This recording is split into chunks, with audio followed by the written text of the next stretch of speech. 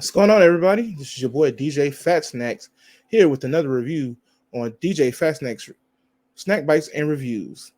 Yo, I just want to tell you something. I'm new to this whole situation with Knights of the Zodiac. Never heard of it. Never heard of the anime. So I had to do some research a little bit before and after I watched the movie. I'm not even gonna lie to you. I was like, what in the world is going on here? Like I didn't know. I didn't know what was going on with it. But I've after doing some research, I heard that the original, source material, the original manga was Saint Seiya. Kind of remember that, but not really. To be completely honest with you, like I didn't know what that was at first. Like I told you, but yeah. So with that being said, I looked it up. Like I said, it's Saint Seiya. It's a huge anime and manga in Japan. It actually is. It actually inspired animes and mangas like Bleach and even Mobile Suit Gundam. So hey, I've seen half of that. Wasn't really a Mobile Suit fan, but Bleach, I was in there. So that and again, like I'm so weirded out how I haven't heard of this anime before because it premiered in 2003 in Cartoon Network. So I'm like, that's prime time when people was watching that stuff. So how did I see it? But whatever. That's the Dragon Ball Z era stuff. I should have seen it, but I guess I didn't. It was like 20 years. It was 20 years old by then. So because apparently it came out in 89, 86 to 89, original run in Japan. So can't get past that. But I like the movie. What I saw, again, I'm not like, oh, I'm the person who knows everything about this anime. So I wasn't technically the target or audience for this. But I liked it. I like what I saw. There's some things that I didn't like. The fight scenes were pretty dope. Let's talk about the first character we got up here. Let's talk about the first character we got. Let's see. Let's get him up here. Pegasus. McKinney, I think that's how you say his name. And please do not kill me because I do not know how to pronounce some of these names. Some of them I do, but not all of them. But Pegasus, Saint Seiya is what I've heard that they call him. McKinney's portrayal of this character is pretty dope. He wasn't too arrogant and he wasn't too flawed at the same time. Kind of weird to say it like that, but he fit right in as far as fighting. I'm telling you, the fight scenes are pretty great in this movie, and I'm not gonna say they're the best in the world, but they were pretty good. And he played them off his acting skills and the way you throw off the stunt men, because from what I'm hearing, the stunt people in this movie were top tier. So that's probably why the fight scenes look so good. But he played his role. He wasn't too, I'm about saving the world, and he wasn't too moody as some of the main characters in certain shows are. He did have his moments when he wanted to find his sister and all that good stuff, but outside of that, he knew what he wanted and he was trying to get to where he needed to go. They introduced him. They left a little mystery about his sister in this movie, so I could see how they could kind of go into a sequel.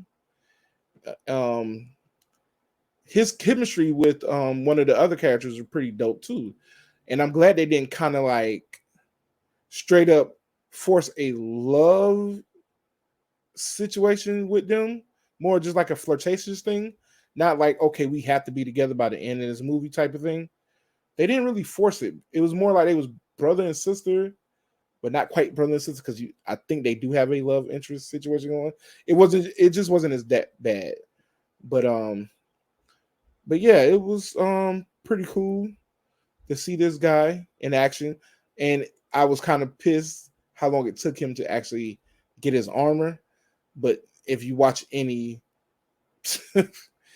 any anime or any TV show where the main character has to get power, they always wait till the last minute to finally, release the full like the full power. And so that was kind of like about more than halfway through the film. But yeah, how you introduced to like the other characters through this guy is pretty cool. They do toss you in, like straight up. They toss you in, like you don't even know what's going on. Like it gets straight to the point.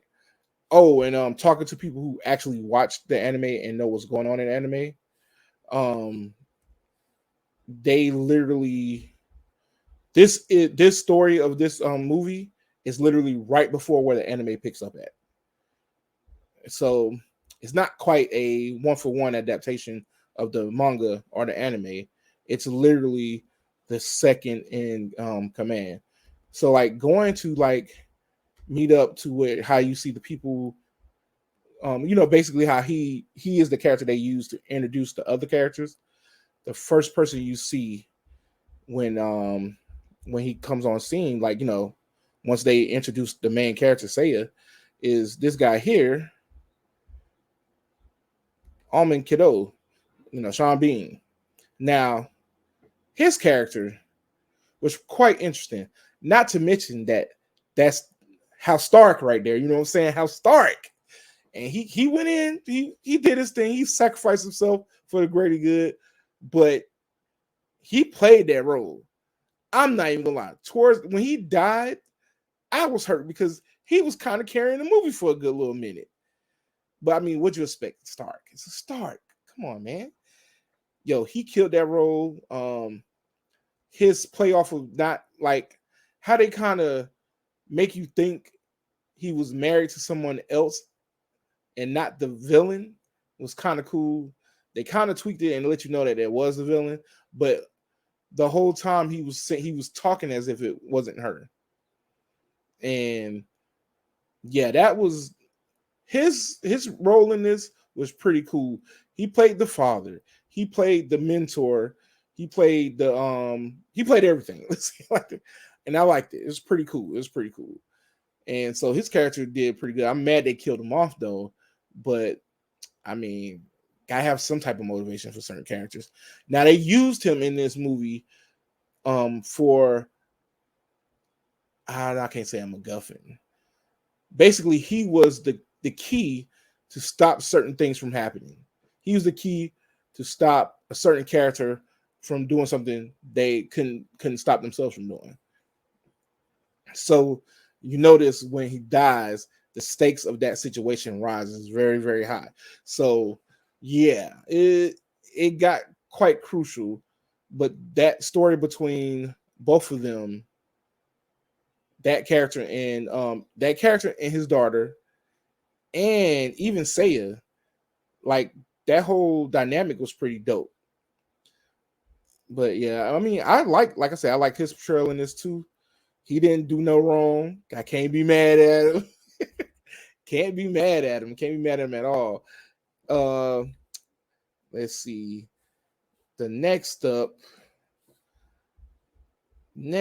we got this person here. Sorry, let me load it up in here. I'm new to the game, y'all. I'm new to the game. But yeah, this person right here, Madison Eisman as Athena.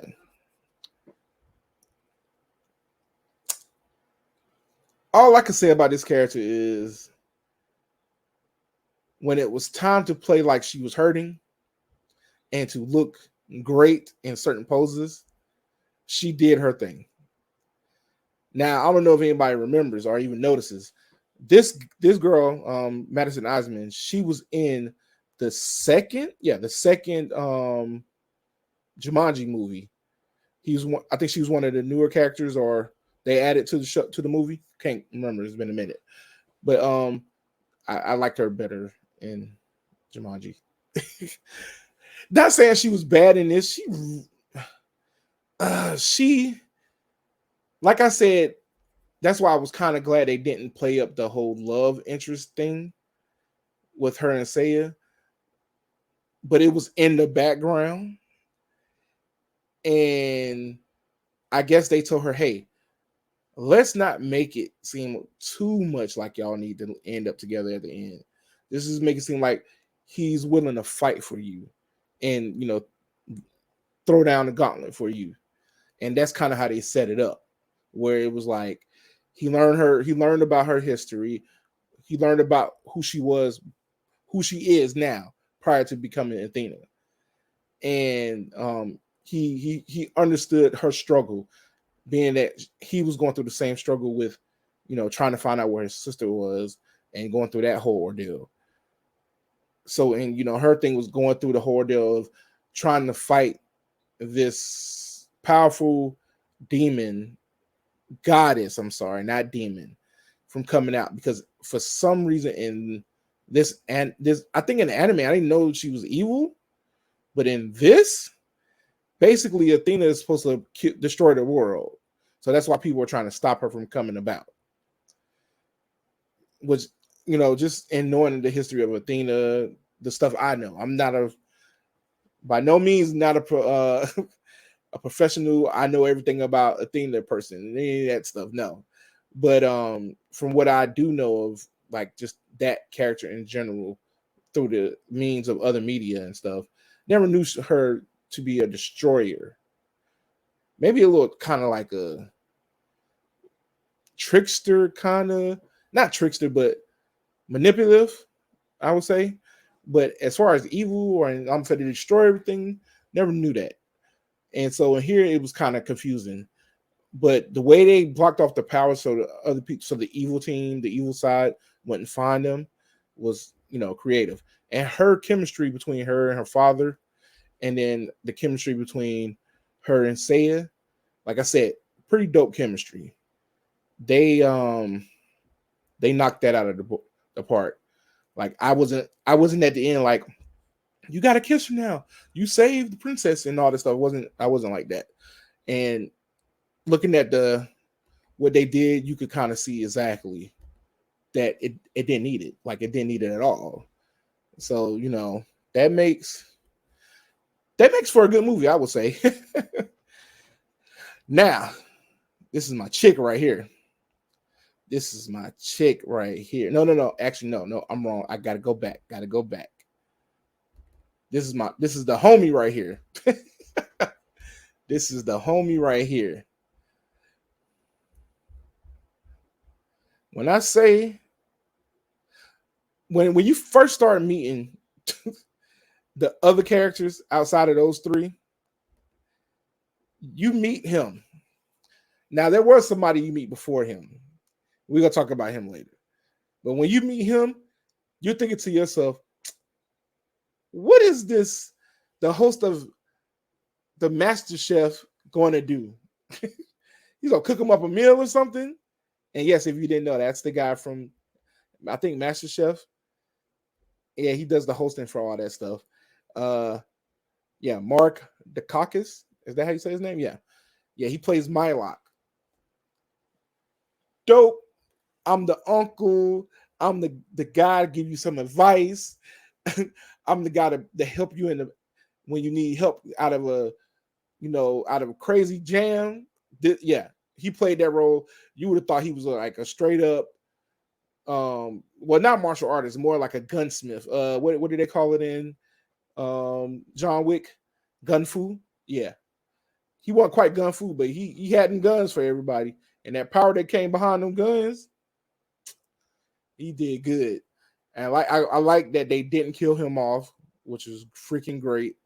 I like, his dynamic between having an understanding of what Athena was going through, what the girl who's playing Athena was going through, and the understanding of what the father would have to do, knowing that he was with them. He took Athena with her mother and everything. They all went away. Well, I'm sorry, he took the dude's sister with the mother, and they took his sister and everything. And after Seiya found out and how he had to tell Seiya, well, he gave Seiya some type of understanding of why he did it, and he even told Seiya, the reason why he did it. But this character was just that great bookend to just, signify this is what's going on. I got you. Let me show you how you need to get your stuff on your stuff on the right track. And line killer, if I ever known anything. A great actor, and he killed this for real. All right, so now, now let's get to my chick. Let me pull it up real quick. Yeah, this movie was, like I said, it was interesting. Like I said, I didn't know any of the source material at all, so I really, to be completely honest with you, I went into this thinking like, oh, this is going to be bad. Like, not Dragon Ball Evolution bad, but bad. And to be completely honest, it got me. It got me real good, you know? I actually want a sequel. And yeah, here we go. Here we go. Garad. I think that's how you say it. Funka Jensen. I think I said that right too. See, don't come from me, okay? And the sad part is I just looked up how to say her name a few minutes ago and still probably got it wrong. So, but yes, great actress. Wish she had more roles in Hollywood, especially in the like comic book superhero genre. Granted, she, hey, come on now. They're probably going to put her back in the MCU when it's time. Because if anybody doesn't know, that's Jean Grey. That's the real Jean Grey. We don't care about anybody else. That's the real Jean Grey. Even though she messed up in the third movie, but that is Jean Grey. And she brought them Jean Grey vibes. I say she brought the Dark Phoenix vibes, not really the Jean Grey. And when you find out her motivation in this movie, as far as like, you really just think she's just trying to steal everybody's powers just to live. And, that's the basic of what's happening. But then when you find out like the whole backstory of why is she coming after, Athena and all this stuff. She didn't hate the baby. She didn't hate the girl. She hated Athena because Athena took her arms when she was a baby. Athena was the one that did it. So she had some type of animosity towards her for that. And, that was her motivation to make sure she kept getting things. She found the gold armor, which is a spoiler if you didn't know. And the whole point of her character was to find people with these powers, to take them in and use them for her, to make herself better. But what she didn't know, somebody was behind the scenes pulling the strings, and she didn't realize that what was going on. But she played that role pretty good. The last half is where they kind of just dropped the ball with her. But up until that point, she was an okay villain. I wouldn't give her the greatest villain. She was okay, especially once they gave her the motivation of why she was doing it, and then kind of like an understanding of why she's this way. It was understandable, but it wasn't like, oh, you need to be trying to take over the world or killing these kids because of this reason right here. Like, no, they kind of killed it with that. And so, I like her portrayal of Garad in this. I have nothing to really to look at to see exactly if that. I don't even know if this is if she's a real character in the anime or manga. I'm not sure if they made her up for this movie or if she was in one of the other many iterations of this anime, because I found out there's a lot of those too. But she did a great job up until the end. I didn't quite like how they played her. I did love the fact that they didn't kill her, and Athena gave her arms back. And I'll let you think of that about that already. If I didn't tell you this is a spoiler review, I mean it was in the title and first, but yeah, yeah. Athena took her arms, and she was just pissed at that whole situation. So to understand, like what was really going on, you have to kind of get to this next character, because he was the one I was talking about who was pulling the strings all along. Like, how Agatha was, it was Agatha all along. Yeah. It was him all along. It was Diego all along. Or in this case, Nero.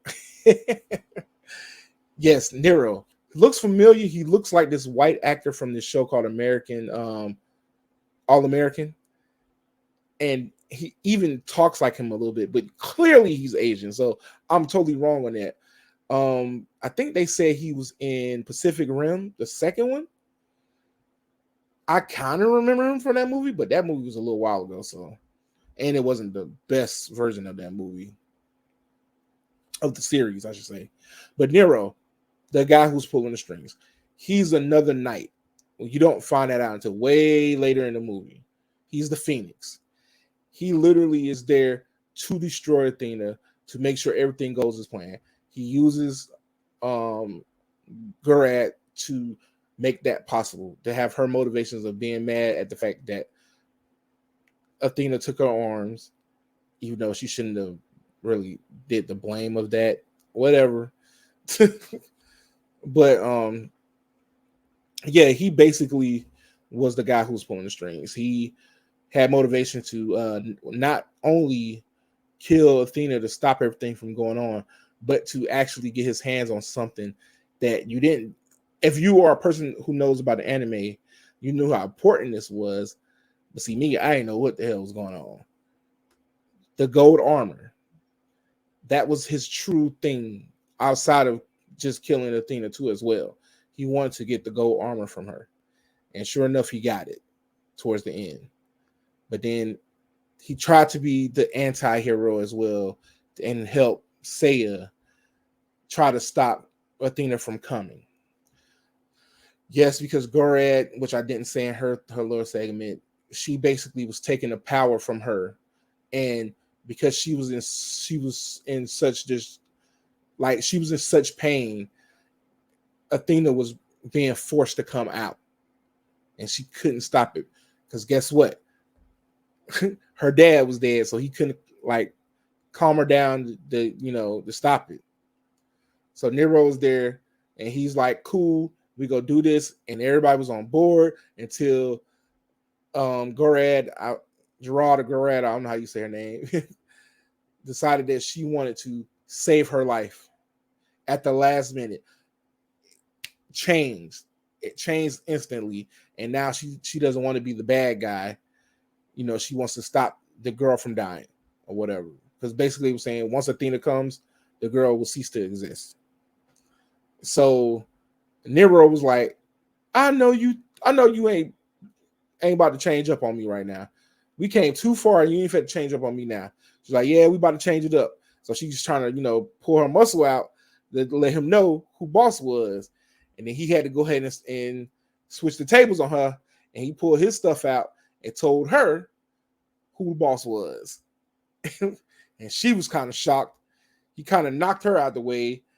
And right when he was about to take over some stuff, Seiya comes in and they start fighting. Now, mind you, it's a big battle going on in this place. All anybody need to do is either destroy this computer area to stop the stuff from bothering no girl, and she would have calmed down and not became Athena. But apparently they was crashing and everything, and they hit not now one of those computers to stop anything. And nobody would try to blow it up. They were just fighting each other. But Nero was like, we got to get this done. So then at the last minute, Athena decides to appear. And so Nero was like, yo, chill. I understand that you got something going on. You mad, you feel the way, but we got to stop her from coming. So that's when he becomes the anti-hero as well. So they both try to fight her. I'm sorry, Nero got his ass whooped, smacked the crap out of him. Smacked the crap out of him. And then it was up to Seiya to do that. But yeah, Diego did a good job playing Nero. Um, I kind of want to see a sequel to see how he turns a little bit more, how he goes to the good side, because right now he's still on the bad side per se. So I kind of want to see where they go with that character, and if they actually even do a sequel, because they might not do a sequel, which is sad about it. But you know, what can you do? What can you do? But yeah. So let's go back in the story, because I'm jumping around all the way around throughout, like what's going on. And one character who they kind of give some credence to a little bit. They could have done more, but they decided not to do too much with her. And I'm talking about the character of Marin. At first, it was a playoff, because I swear we thought that was his sister. Like straight up, we thought that was his sister, because you find out, like I said, that what's his name, Gurad and her husband Alman Kado, they kidnapped Saya's sister, because Saya's sister was trying to protect him, because his power went off. And so instead of having them come get him, she played as if she was the one who had the power. So they had to take her. And apparently they took her, found out she didn't have power, and they let her go. And instead of going back to her brother, she stayed away, because she knew somebody was following her. And they figured that she might have, knew something. So she never came back. That's why he grew up alone with our sister. So yeah, when they introduced this character of Marion, I swear I thought it was her. The only thing that made me think that it wasn't her was her hair. And as of right now, I'm assuming it's not her, because she has powers. And they kind of strongly stated that his sister did not have powers. So, and I think she was one of the knights as well too. So she trained him. She pushed, but not too hard, to get him to get his powers and everything. But I mean, she couldn't really do too much. She was behind a mask, so you can't really. She did okay for a character who's always playing somebody behind a mask. She wasn't no Mando or anything like that, but she did what she could do with the role that was given to her. And yeah, I mean, they could have, like I said, they could have done way more with her. Like they had so much to do with her. They had so much they could have done with her. Like she could have been in the fight. I mean, she kind of was, but she wasn't. Like she could have helped out the end of the fight to try to stop old girl. But speak about somebody who was useless. Hold on, no, wrong. He had a point. He had this guy. He did have a. He did have some meaning. I'm sorry. He had a little bit of meaning. It was dumb, but he had some meaning. He had some meaning. This character, they played him. He had to be like, why is this doing this? What? Sorry, y'all. Yeah, he had some meaning in this movie, and the meaning was he was the comic relief and cannon fire, if you want to say it. Or father, I forgot how you say that, but yeah, he was literally a total pushover, and they made him. You would have thought in the beginning of this movie that he was the main villain. They did so much to this guy and gave him so much hope just to get his butt kicked, like straight up, like he just was pointless. He had all that mouth and couldn't back it up. I promise you, y'all, all that mouth and could not back it up. Cassius, who Nick played him. Now he did play the role correctly because he was mad. He was pissed off, and he know that he needed to get some stuff done. And when Saiyan came in with his full armor, he came out there thought he was gonna do something. He was like, "Yeah, now I could really use my powers." and Seiya kind of just knocked him so hard and knocked all the cybernetic parts off of him. Yeah, that's how bad it was. He wanted to destroy him so bad that he was willing to let them do anything. And he thought they was just going to give him some power, but he didn't realize that they were going to actually put him in a suit. And it was part cybernetic stuff that was all on him. So he wasn't human. He wasn't all human anymore. He was half human. And which I thought the way it was played when he finds out what happened, he thought he was going to be upset about it, but he wasn't quite upset about it.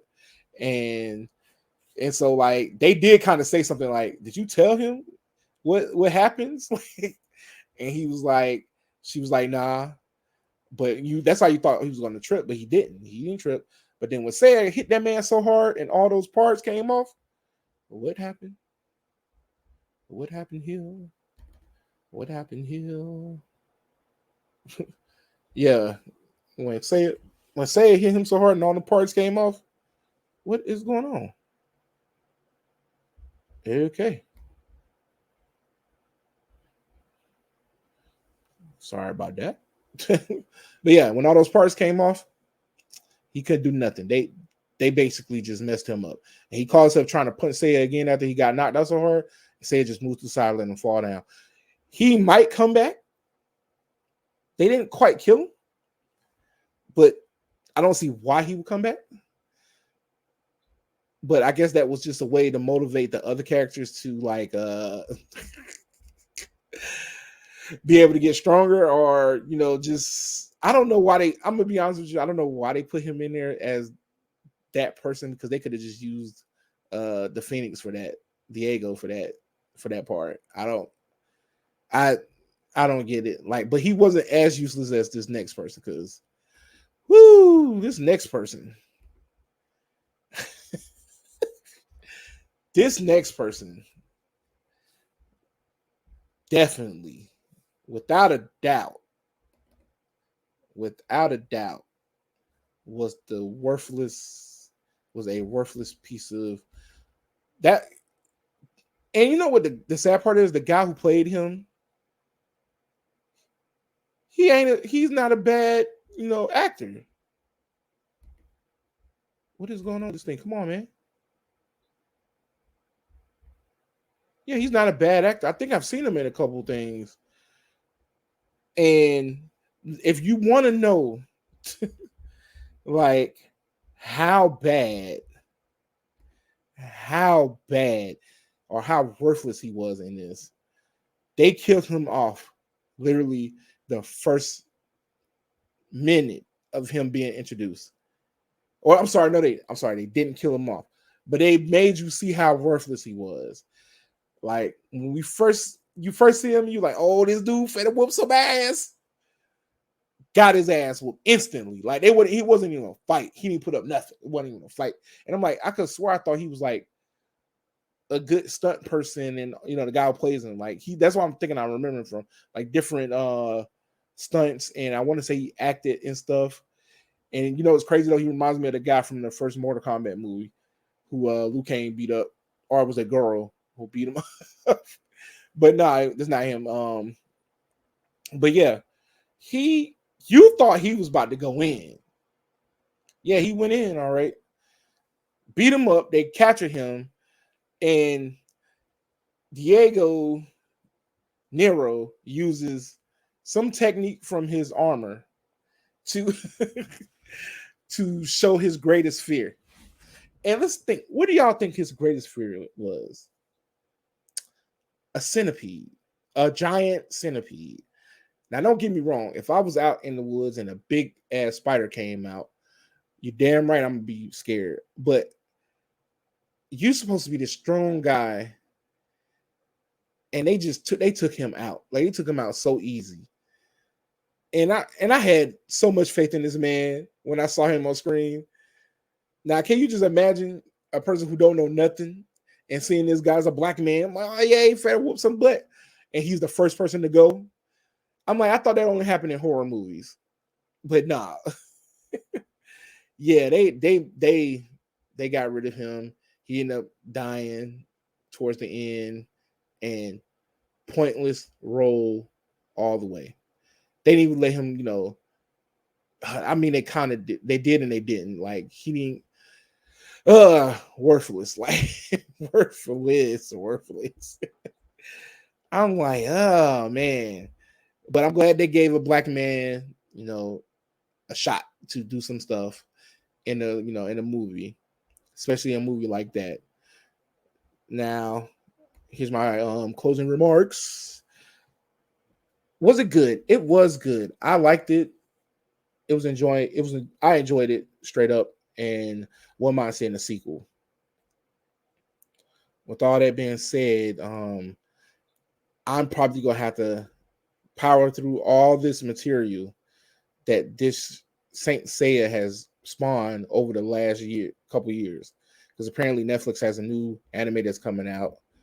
Well, isn't it animated series for them to come out now? And so I want to kind of look at that, but I want to look at the stuff that spawned it, because it kind of reminds me of Ronin Warriors. So I'm like, okay, maybe I might get into it. But overall, the movie itself was a good movie. Wouldn't mind watching it. I could probably watch it again, and I wouldn't mind seeing a sequel of it. The future of it could be bright, but them box office numbers don't look too good, so maybe not. If you like this type of stuff, you should go out and see it and just enjoy it. Just take in the content and enjoy it. Show the creators and the actors and all them the love of your love of that material. And maybe we get a sequel and it could be even better budget and better everything. The CG was not too bad. It wasn't the greatest, but it wasn't too bad. I do like how they ended it, where Athena and the girl kind of fused together, and basically she was able to control Athena or become Athena herself, as I forget the girl, Sia, I forget her name, who she was, but she basically was Athena, but not Athena, if you get what I mean.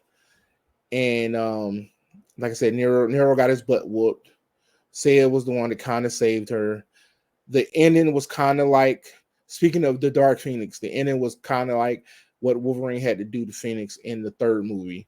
It literally was the same thing, but instead of him killing her, he had to talk her down.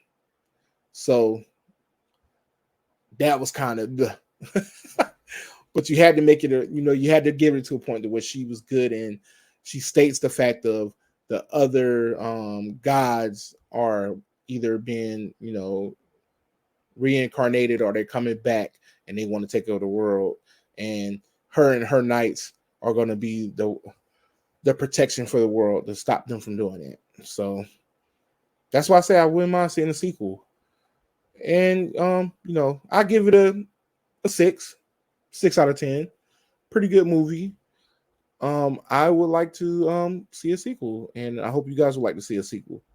Well, with all that's being said, make sure you go ahead and subscribe to my 2 YouTube pages, DJ Fat Snacks, Snack Bites and Reviews, which is on this page right here, and DJ Fat Snacks Gaming, where I put some of my uploads from my previous streams up there, as well as when I get everything together, streaming directly to that platform as well. And make sure you follow us and get some more of this good content. And on top of that, if you don't want to follow those, or if you do follow those and you want more content, make sure you follow me on Twitch. This is my gaming channel on Twitch, but it's not just gaming. Clearly, my name is DJ Fastnacks. I DJ as well, so hopefully you'll get some of that DJ content as well in that too. So if you like that, subscribe to that, and also just follow me on everything, DJ Fastnacks, just because you want to get more of DJ Fastnacks. Thank you for listening to this review, and I want to thank you for just clicking on it just to see what I have to say. And I'll see you next time, guys.